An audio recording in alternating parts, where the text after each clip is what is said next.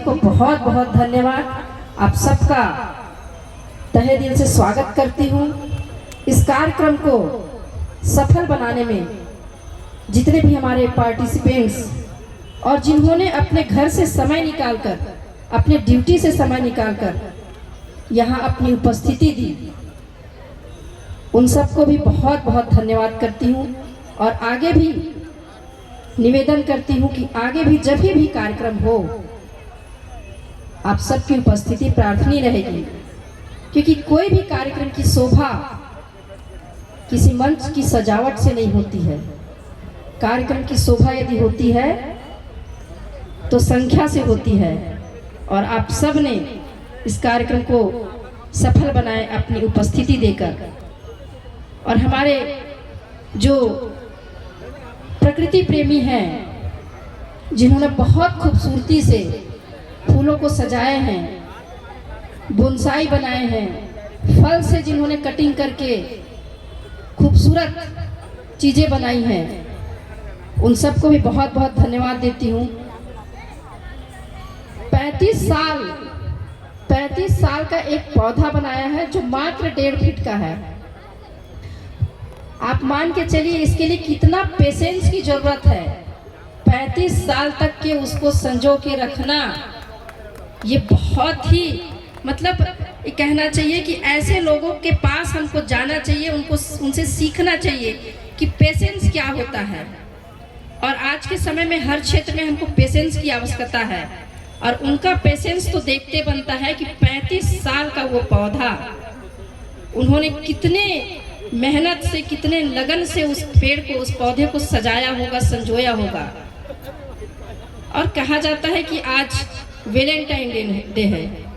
मुझे तो लगता है कि ये हमारा और हमारे प्रकृति के बीच का प्रेम का समय है कि हम अपने प्रकृति से कितना प्रेम करते हैं।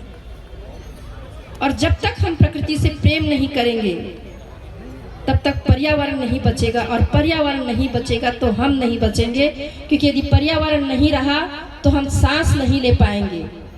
तो ये जो फ्लावर शो का आयोजन किया गया है, ये भी इसी के तहत किया गया है कि आइए और प्रकृति के बीच में आप आइए और देखिए प्रकृति की खूबसूरती। ईश्वर ने जो बनाए हैं, जमीन में जो फूल उग रहे हैं, कितने सारे रंग और कितने सारे उसके डिज़ाइन हैं।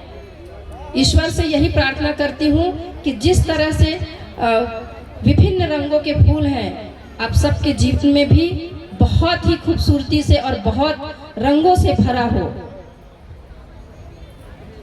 आज हम फ्लावर शो मना रहे हैं, चूँकि हर साल 14 फरवरी को ही मनाया जाता है, पर हमारे वीर शहीद हुए थे पुलवामा, आज हम ब्लैक डे भी मनाते हैं।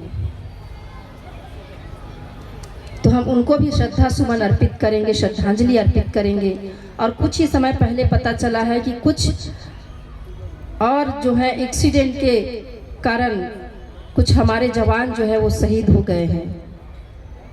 तो मैं चाहूँगी आप लोग जिस तरह से पूरा समय अपना दिया है इस फ्लावर शो में और मंची कार्यक्रम को देखने के लिए, मेरा आप सबसे विनम्र निवेदन है कि आप सब रुकिए और श्रद्धांजलि अर्पित करके ही जाइए। कल महाशिवरात्रि है, आप सबको महाशिवरात्रि की बहुत बहुत बधाई, बहुत शुभकामनाएं। ईश्वर से प्रार्थना करती हूँ कि महादेव आप सबकी जीवन को खुशियों से भरा रखे। जिस तरह से फूल हैं उसी तरह से आपका जीवन भी फूलों से भरा हो। और कल महाशिवरात्रि का आयोजन शिवनाथ नदी में प्रतिवर्ष की तरह इस वर्ष भी आयोजन किया गया है रुद्राभिषेक का। वहाँ पर बर्फ की शिवलिंग बनाई जाएगी।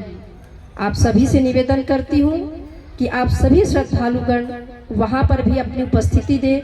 सुबह 8 बजे